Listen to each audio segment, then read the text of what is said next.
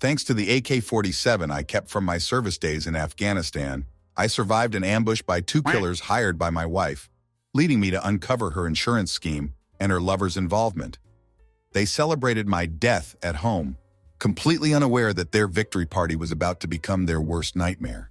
Be me, coming home late one autumn evening, just parked my car in the driveway of my house, walking to the front door like any other night. Something catches my eye. Notice a faint glow on the ground.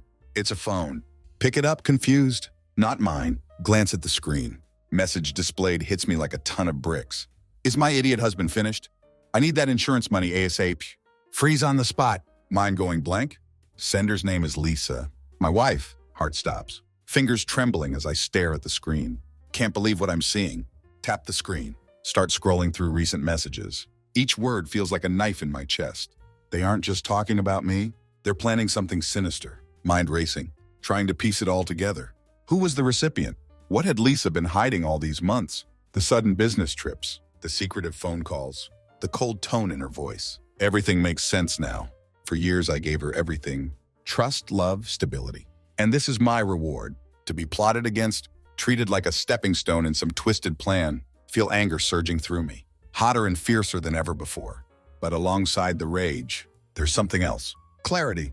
Have a choice to make. Confront her immediately. Or play along and find out the full extent of her betrayal. Answer comes quickly. Reply to the message. All done. I'll meet to collect the rest of the payment. If they think I'm a clueless fool, they're about to find out how wrong they are. Open the front door. Hear faint laughter from the living room. Lisa's voice, followed by a man's low chuckle. They're drinking, celebrating, completely unaware of the storm about to hit them. Stand in the doorway, watching, waiting, blood boiling, mind sharpening. The betrayal has reached its peak. Now it's my move. Stand in the doorway, gripping the phone tightly, chest heaving with rage and disbelief. Lisa, my wife of 7 years, sitting there on our couch, laughing. Next to her is a man I don't recognize, tall and smug looking, his arm casually draped across the back of our couch, like he owns the place. She doesn't notice me at first, too busy clinking glasses with him, smiling in a way I haven't seen in years. Just watch for a moment, mind spinning, trying to grasp the depth of what I uncovered. This isn't just infidelity, this is something darker. She isn't just betraying me with another man, she's scheming, plotting something malicious. That text about insurance money. What kind of person does that? They haven't seen me yet. My shoes still off from outside, standing silently in the shadows, pulse hammering in my ears. Something tells me to wait, to listen. You think he suspects anything? The man asks, swirling his wine glass lazily. Lisa smirks, leaning back against him. Oh, come on, Richard, you know him. He's too trusting. He'd believe me if I told him I was heading to Mars for a business trip. He doesn't ask questions. Richard, that was his name. Of course, the one she'd been texting all this time. Still, Richard says, his tone shifting to something more serious. If this doesn't go according to plan, there could be consequences. You're sure this is what you want to do? Her laugh is cold, almost mocking. Of course it is. You think I want to stay married to some boring, predictable man? Who spends more time at work than with me? I deserve better. And let's not forget, the payout is going to set us up for life. Once everything's finalized, he'll just be a memory. A stupid, clueless memory. Each word hits like a physical blow. Stupid. Clueless. Predictable. The anger boils up inside me, like a volcano ready to erupt. Force myself to stay calm. Exploding now won't get me the answers I need. Creep back out of the house. Mind racing. It's all so surreal. Lisa, the woman I loved. The woman I thought I knew. Conspiring with this guy to erase me. And for what? Money? Freedom? The pieces start coming together. As I pace outside, trying to breathe through the fury. The late nights. The distant behavior. The dismissive attitude whenever I tried to get closer. It all makes sense now. She wasn't just pulling away because of some marital slump. She was creating distance, building a world where I didn't exist. Sit in my car, gripping the steering wheel so hard, my knuckles turn white. Have two choices. Storm in there and confront them, or play it smart and gather more evidence. Every part of me wants to go back inside. Drag them both out by their collars. Demand answers. Scream at them. Make them pay for what they're doing to me. But deep down, I know that's not the way. Not yet. Unlock my phone. Take a deep breath. Replay the events of the past hour in my mind. The text message. The conversation I overheard. My instincts tell me this isn't just about infidelity. It's criminal. They're planning something bigger. Something calculated. If I play my cards right, I can turn their own plan against them. First thing first. Forward the text from Lisa's phone to mine. Need proof? Something concrete.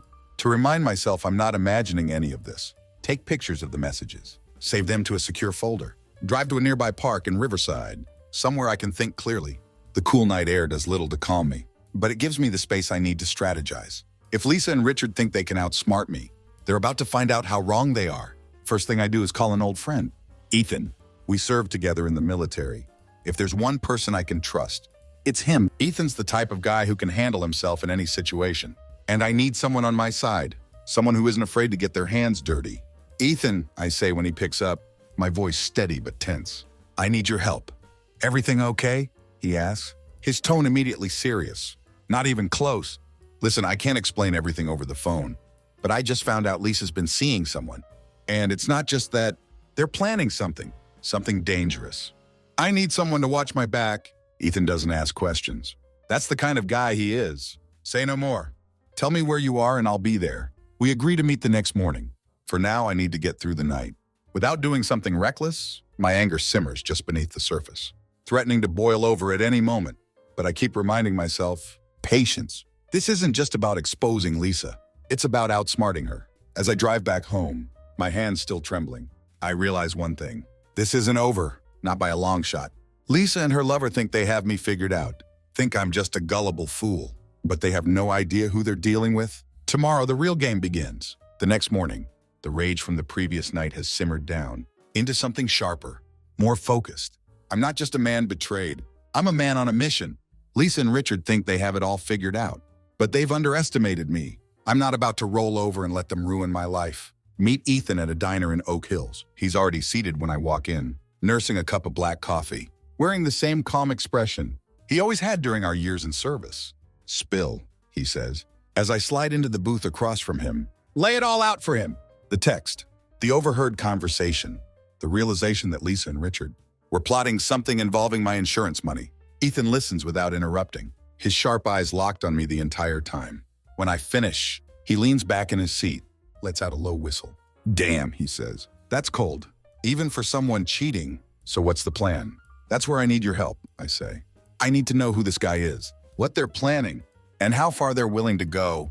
And when the time comes, I'm going to make sure they both pay for what they've done. Ethan nods, already in problem-solving mode. First step is figuring out who this Richard guy is. If he's bold enough to sit in your house and laugh about screwing you over, he's either cocky, stupid, or both. Do you have any idea where they might meet up? Somewhere we can catch him alone? Think about it. Lisa had been disappearing for hours at a time lately, claiming she was running errands or meeting a friend. I'd never thought much of it before. God, how naive I'd been. But now those excuses felt like breadcrumbs, leading me straight to her lies. There's a hotel on Maple Avenue, I say. After a moment, she's mentioned it a couple of times, said it's where her book club meets. Ethan smirks. Book club, huh? Classic. We agreed to stake out the hotel that afternoon. Ethan would handle the surveillance. I wasn't exactly in the right state of mind to sit quietly and observe. While he got his gear together, I spent the rest of the morning combing through the texts I'd forwarded from Lisa's phone, looking for anything I might have missed. One message in particular stood out. Make sure everything is ready by Tuesday. We can't afford any mistakes. Today was Sunday. Whatever they were planning, it was coming soon. By the time I meet up with Ethan again, he's armed with a camera, a notebook, and the kind of quiet determination that made him a legend in our unit. We park a block away from the hotel and wait. Hours pass. The sun dips lower in the sky. Streetlights begin to flicker on. Just when I'm starting to wonder if we'd wasted our time, Ethan nudges me and points. There, he says. Lisa's walking into the hotel, head held high, phone in hand. She's dressed to kill. Heels, a fitted black dress, hair styled like she's headed to some fancy event. My stomach twists at the sight of her. This is the woman I'd shared my life with, the woman I'd trusted more than anyone. And now she's walking into a hotel to meet her lover, completely unaware that her lies are unraveling around her. Ethan snaps a few photos as she disappears inside. Now we wait, he says. We don't have to wait long. 10 minutes later, Richard shows up. He's even smugger in person, striding into the hotel like he owns the place.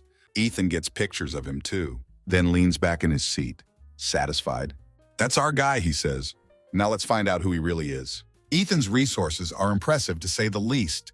Within an hour, he tracks down Richard's full name, his address, and his criminal record. which, as it turns out, is extensive. Fraud, assault, even a stint in jail for embezzlement. This guy's a professional con artist, Ethan says, scrolling through the information on his laptop. He probably latched onto Lisa because he saw an easy target, someone with access to money, someone he could manipulate. The thought makes my blood boil. Lisa isn't just betraying me. She's teaming up with a predator, someone who sees her as a tool. To further his own schemes, we need more, I say. Something that ties them to whatever they're planning for Tuesday. Something I can use to take them both down. Ethan nods. Leave it to me. I'll tail him. See what I can dig up. In the meantime, you need to keep playing it cool. Don't tip her off. That night I go home and act like everything is normal. Lisa greets me with a smile. That makes my skin crawl. Kisses me on the cheek. Asks about my day, as though she hadn't spent the afternoon in a hotel with her lover. But I play my part, pretending not to notice the lingering scent of his cologne or the way she avoids meeting my eyes. Tuesday, I think, as I sit across from her at dinner, forcing myself to eat. Whatever you're planning, I'll be ready.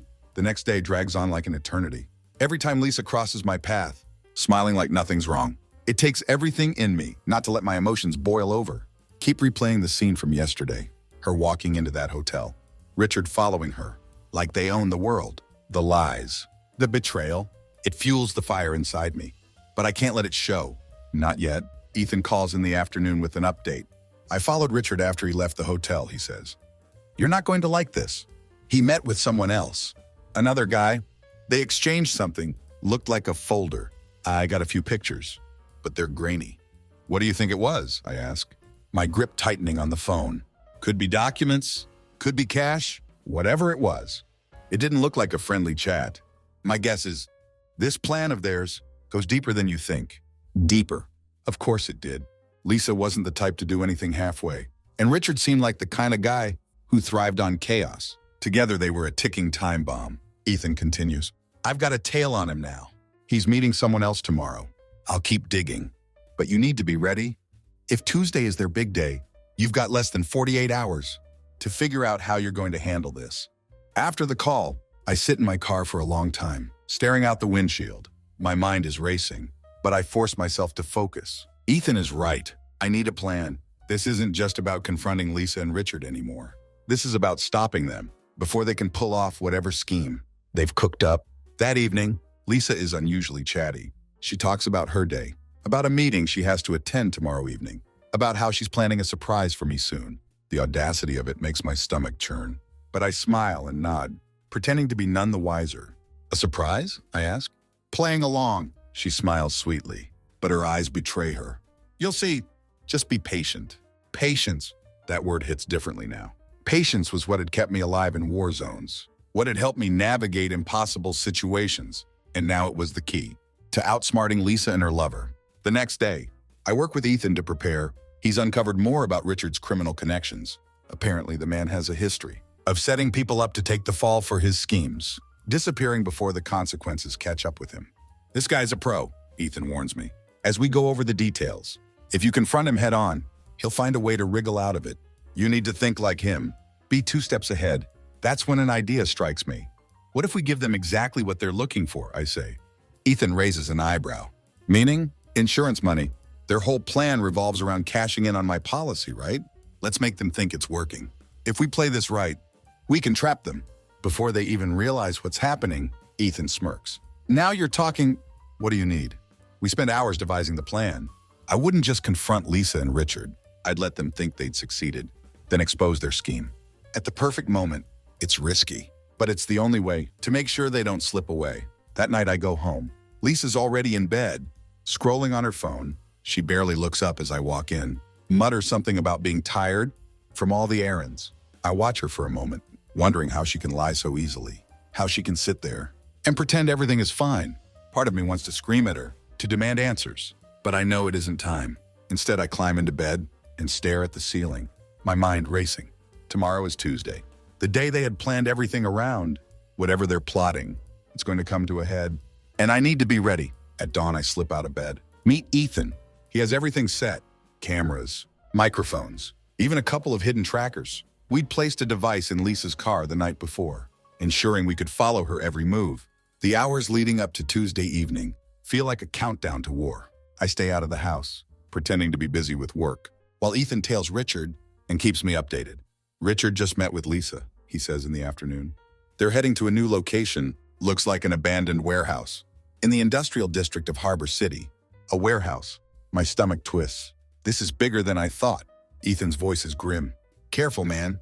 If this goes sideways, these people won't hesitate to cover their tracks. You're not just dealing with a cheating wife. You're dealing with criminals. I nod even though he can't see me. I've got it under control. By the time the sun sets, I'm parked a block away from the warehouse. Waiting. My heart is pounding. But my mind is clear. I'm not just walking into a trap. I'm springing one of my own. The air around the warehouse is thick with tension. My heart pounds in my chest. As I approach the side entrance, careful to stay in the shadows, Ethan's voice crackles softly in my earpiece. They're inside. Looks like just the two of them for now. He says, "Be smart. We've got this." I nod even though he can't see me. My steps are light, controlled. I'm not just walking into a confrontation. I'm walking into a battlefield. One where I have to outthink and outmaneuver. Two people who have already betrayed me. On every possible level, inside the warehouse is dimly lit. Scattered beams of light filter through the broken windows. The sound of Lisa's voice reaches me first, followed by Richard's low, smug laughter. I creep closer, peering around a stack of crates. They're standing at a table, covered with papers, and what looks like my personal documents. Insurance forms, my military service records, even copies of my ID. My blood boils. How had they even gotten their hands on all this? "This is perfect," Lisa says, her voice tinged with excitement. "Once this is done, there's no going back. We'll have everything we need." Richard grins, leaning against the table. "You're sure he doesn't suspect anything?" Lisa rolls her eyes. "Please, you know how clueless he is. I've been playing the perfect wife for years. He doesn't ask questions, doesn't even notice when I'm gone for hours. By the time he figures out what's going on, we'll be sipping cocktails in Tahiti." The casual cruelty in her tone stuns me. This isn't the woman I thought I'd married. This is someone else entirely. Cold, calculating, heartless. Richard reaches for a folder and pulls out what looks like a contract. "All right, let's go over the timeline again. Tonight we make the call. By tomorrow, everything will be in motion. Once the paperwork clears, we're free and clear. The call." My mind races. What call were they talking about? I strain to hear more. My fists clench so tightly. My knuckles ache. Lisa smirks. "Relax, Richard. It's all taken care of. By the time anyone asks questions, the payout will already be in our account. And he..." She trails off, her smirk widening. "Well, he won't be asking any questions." "Will he?" Richard laughs, and the sound sends a chill down my spine. This isn't just a plan to scam me. It's something much darker. They aren't just trying to steal from me. They're trying to eliminate me. Ethan's voice comes through the earpiece. "You hearing this? They're setting you up for something big. You need to act fast." Take a deep breath, forcing myself to stay calm. Storming in now would be satisfying, but it wouldn't solve anything. Need to catch them in the act. With no room for escape, press the button on the small device in my pocket, activating the hidden cameras Ethan had planted earlier. Their conversation being recorded, every damning word preserved as evidence. But I'm not done yet. I need more. Lisa's phone buzzes on the table. Drawing her attention, she picks it up and reads the message. Her expression shifts to one of satisfaction. "That's our guy," she says, showing the screen to Richard. "He'll take care of the loose ends tonight. By tomorrow, it's all over." Loose ends. My blood runs cold. They aren't just talking about getting rid of me. They've hired someone to do it. Richard clinks his glass against hers. "To a fresh start," he says, smirking. Lisa raises her glass. "To freedom. I've heard enough." Quietly slip back outside. Make my way to Ethan's car, where he's monitoring the live feed from the cameras. His face is grim as I slide into the passenger seat. "They're planning to move tonight," I say. "They've got someone else involved. Someone who's supposed to take care of the loose ends." Ethan's jaw tightens. "This just keeps getting worse. You've got two options. Confront them now, or let this play out and catch them red-handed." I shake my head. "Not yet. If they think they've won, they'll get sloppy. Let's track them tonight and see where this goes. If they're meeting someone else, we need to know who." Ethan nods. "All right, but if things go south, we move in." "Agreed?" "Agreed." The hours that follow are some of the longest of my life. We tail Lisa and Richard as they leave the warehouse, driving to a quiet residential neighborhood. On the edge of Maple Heights, they park in front of a rundown house and go inside, staying for nearly an hour before emerging with a third man, a hulking figure with a menacing presence. That's our loose ends guy. Ethan mutters, snapping pictures through the car's tinted windows. The three of them talk briefly, before parting ways. Lisa and Richard drive off in one direction, while the third man leaves on foot, disappearing into the darkness. Follow him, I say. I need to know what he's planning. Ethan hesitates for a moment, then nods. We trail the man to a motel on the outskirts of town, the Sundown Inn, where he checks in and disappears into a room. We've got him, Ethan says, pulling out his laptop to set up a live feed from the cameras. Now we wait. I lean back in the seat, my mind racing. This is bigger than I had ever imagined. Lisa and Richard aren't just cheating. They're orchestrating my downfall, playing a dangerous game with my life. But they've underestimated me.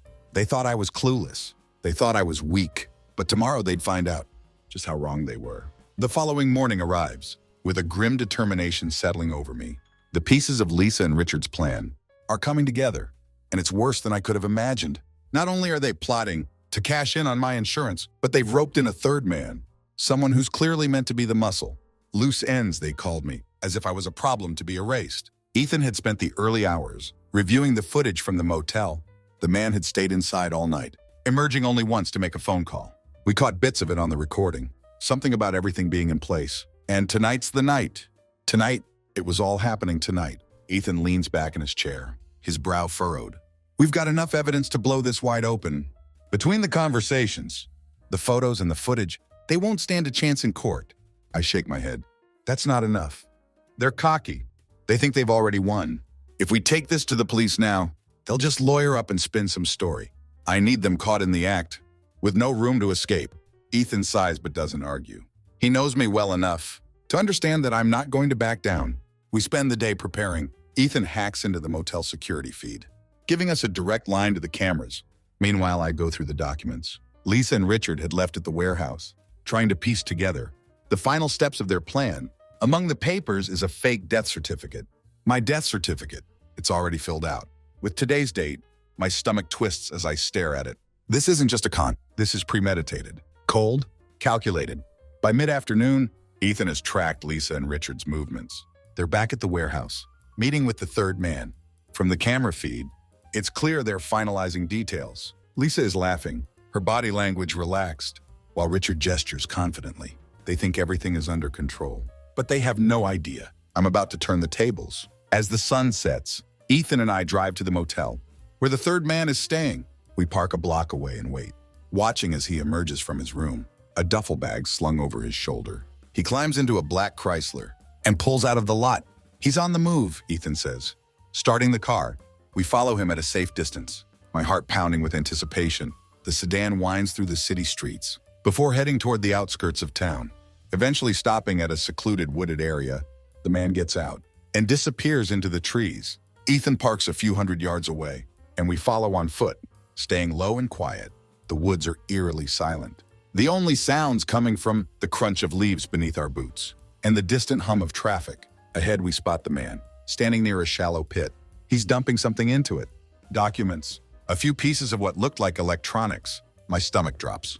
As I realize what he's doing, he's getting rid of evidence, Ethan whispers. We record everything, capturing the man on video. As he lights a match and sets the pile on fire, the flames illuminate his face, his expression cold and focused. This isn't a first-timer. He's done this before.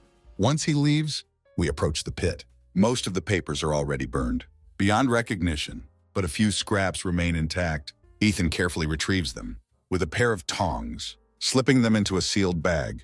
This will help, he says. But we're still missing the main event. By the time we return to the warehouse, the air is electric with tension. Lisa, Richard, and the third man are all there, pacing around the table and checking their phones. Ethan and I are stationed in a van nearby, watching through the hidden cameras. They're waiting for something, Ethan says, his eyes fixed on the screen. A few minutes later, a fourth figure enters the warehouse, someone we hadn't seen before. He's older, wearing an expensive charcoal suit, and carries an air of authority. Lisa greets him warmly, shaking his hand and offering him a drink. This is it, I mutter. This is the guy pulling the strings. The group gathers around the table, their voices low but clear enough to catch on the microphones. They're discussing logistics, confirming times and locations. Lisa is in her element, charming and confident, while Richard leans against the wall, watching her with a smug grin. Everything's ready, the older man says. The policy clears tomorrow morning, and by then, there will be nothing to trace back to any of us. Lisa raises her glass. To a clean slate, she says, her smile razor sharp. The others clink their glasses, their laughter echoing through the warehouse. Ethan glances at me. We've got them. Let's call it in. My voice tight. I need to be the one to confront her. I need her to know. She didn't get away with this. Ethan hesitates but nods. All right, but I'll have backup on standby. If this goes south, I'm pulling you out. I take a deep breath, steeling myself. This is it. The moment I'd been waiting for. I'm not just going to expose their plan. I'm going to make sure they feel the full weight of their betrayal. Slip out of the van and approach the warehouse, my steps steady, despite the storm raging inside me. As I push the door open, the group freezes, their laughter dying instantly. Lisa's face goes pale as her eyes meet mine. Hello, Lisa, I say, my voice calm but cold. Miss me? Her glass slips from her hand. Shattering on the floor, Richard steps forward, his face twisting in anger. What the hell are you doing here? I smirk, pulling out my phone and holding it up. Oh, I just thought I'd join the party and maybe share a few recordings. While I'm at it, the color drains from their faces. As realization dawns, they're trapped, and the game is finally over. The warehouse is deathly silent, the kind of quiet that makes the air itself feel heavy. Lisa stands frozen, her face pale, while Richard shifts uncomfortably. The older man, the one I assumed was the mastermind, narrows his eyes at me, his posture stiffening, like a cornered predator. The third man, the so-called muscle, takes a step toward me, but I don't flinch. My voice cuts through the tension, like a blade. Funny thing about betrayal, I say, slipping my phone back into my pocket. The people you think are too stupid to catch on, they're usually the ones who end up surprising you. Lisa finally finds her voice, though it comes out shaky. What are you talking about? You shouldn't be here. This has nothing to do with you. I interrupt her, my tone sharp. Nothing to do with me? Really? Because the last time I checked, plotting to fake my death and cash in on my insurance policy has everything to do with me? Her jaw drops, and for a moment, I think she might try to deny it. But then Richard steps in, his face twisting with annoyance. Let me guess, he sneers. You think you've got us all figured out? You're here to play the big hero, right? Well, newsflash, buddy, this doesn't change a thing, I smirk, pulling out the remote Ethan had given me. That's where you're wrong, Richard. With a press of a button, the hidden cameras we'd planted around the warehouse blink red, indicating they're live streaming. Say cheese. Everything you've been saying for the last hour is now on record. And guess what? The police are already on their way. Richard's cocky demeanor vanishes in an instant. Replaced by anger, he turns to Lisa. You said he was clueless. You said he'd never figure it out. Lisa's face contorts. With a mix of panic and frustration, how was I supposed to know? He'd turn into some secret agent. All of a sudden, I laugh, a bitter sound that echoes through the space. Secret agent? No, Lisa. Just a husband who got tired of being lied to. The older man finally speaks, his voice calm but laced with menace. You're making a mistake, son. You don't know who you're dealing with. Oh, I know exactly who I'm dealing with, I say, stepping closer. A washed-up criminal, a con artist, and a backstabbing wife. Did I miss anything? The older man's eyes narrow, and he turns to the third man. The muscle, take care of this. The man starts toward me. But before he could get too far, the warehouse doors burst open. Flashlights and voices fill the space as a team of police officers storm in, weapons drawn. Ethan had kept his word, calling in the cavalry. As soon as things got dicey, everybody down! One of the officers barks. The third man freezes, his hands slowly raising in surrender. Richard curses under his breath, looking like he wants to run, but knowing it's useless. Lisa, meanwhile, just stands there, staring at me with wide eyes, her lips trembling, as if she wants to say something. Officer, I call out, stepping aside to let them do their job. You'll find everything you need right here. Recordings, documents, and a group of criminals who thought they could get away with murder. The officers move in, cuffing Richard and the others. Lisa doesn't resist as they place her in handcuffs, though her expression shifts to one of desperation. Wait, she says, looking directly at me. Please, let me explain. Explain? I snap, cutting her off. Explain how you were planning to have me killed? Explain how you laughed about it. With him? I point at Richard, my voice rising. No, Lisa, you don't get to explain. You don't get to say anything. You're done. She flinches at the venom in my tone, her mouth opening and closing, as if she wants to argue. but the officers pull her away before she could get another word out. Once the dust settles, I step outside, the cool night air hitting my face like a wave. Ethan is leaning against the van, watching as the police lead Lisa and her accomplices away in squad cars. "Hell of a show," he says, a hint of admiration in his tone. "You handled that better than most people would." I shake my head, the weight of everything finally starting to sink in. I don't feel like I handled anything. I don't know. I thought I'd feel better, seeing them get what they deserve. But now, I trail off, unable to find the words. Ethan claps me on the shoulder. "It's normal. Betrayal like that doesn't just disappear because the bad guys are in cuffs. It's going to take time." I nod, grateful for his steady presence. "Thanks for everything, Ethan. I couldn't have done this without you." He grins. "What are old war buddies for?" As I watch the last of the squad cars disappear into the distance, a strange sense of relief washes over me. It isn't happiness, not by a long shot, but it's closure. For months, I'd felt like something was wrong, like the life I thought I had was slipping through my fingers. Now I knew why, and now I could finally start to rebuild. That night, I sit in my empty house, staring at the wedding photo on the mantle. The couple in that picture feel like strangers, naive, hopeful, blissfully unaware of the storm that would one day tear them apart. Pick up the frame and turn it over, sliding the photo out. For a moment, I hesitate, memories flashing through my mind. Then I tear it in half, the sound crisp and final. Lisa is out of my life, and for the first time in years, I feel free. The days that follow feel surreal, as though I'm walking through a haze, the whirlwind of betrayal, confrontation, and the fallout is over. But the weight of it all clings to me like a shadow. I had imagined that seeing Lisa and her accomplices hauled off in handcuffs would bring me peace, maybe even satisfaction. But all I feel is exhaustion. Betrayal doesn't just break your heart. It breaks your sense of trust, your sense of self. Ethan stays with me for a couple of days after the bust, mostly to make sure I don't spiral. I don't realize how much I need him there until he forces me out of the house. For breakfast one morning, we sit in the corner of a quiet diner called Rosemary's, and for the first time, I start to process what had happened. "You did the right thing," Ethan says, tearing into a stack of waffles. "I know it doesn't feel like a victory, but you stopped them. They would have gotten away with it if you hadn't fought back." I nod, poking at my omelet with my fork. "Yeah, but it doesn't feel like a win. I gave her everything, Ethan. Years of my life, my trust. And for what? To be played like a fool?" "You weren't the fool," Ethan says firmly, setting his fork down. She had a good thing, and she threw it away for a con artist and some twisted scheme. That's on her, not you." I sigh, leaning back in my seat. "I know you're right.